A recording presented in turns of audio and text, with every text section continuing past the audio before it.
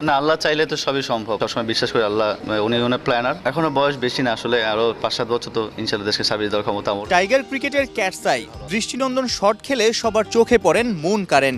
দীর্ঘ সময় জাতীয় দলের বাইরে, তবুও সাব্বির রহমানের ভক্তকুলের অভাব নাই।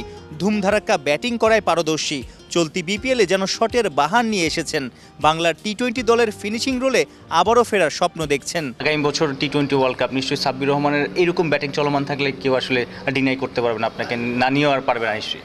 না, আল্লাহ চাইলে তো সবই সম্ভব। তো মানুষের হাতে কিছু না, সব আল্লাহরই উপর। আমি সবসময় বিশ্বাস করি আল্লাহ ভালো, উনি ওনার প্ল্যানার। উনি যে প্ল্যানটা আমাকে জন্য বেছে দিচ্ছে সেটাই আমি চেষ্টা করবো করার জন্য। কত বছর দেশকে সার্ভিস দেওয়ার মতো আপনার সামর্থ্য আছে বিশ্বাস করেন?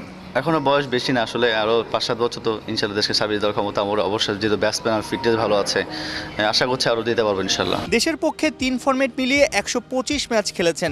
একমাত্র সেঞ্চুরি এসেছে 2019-এ নিউজিল্যান্ডের বিপক্ষে। ডানেডিনের ওডিআইতে সেলিব্রেশনটাও ছিল ভিন্নধর্মী। সে বছরই ছিটকে গেছেন ওয়ানডে দল থেকে।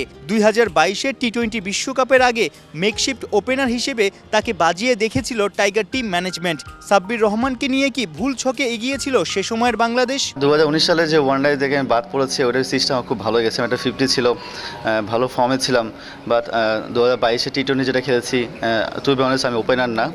আমাকে টিম বলেছে ওপেন খেলতে, আমি ওপেন করেছি।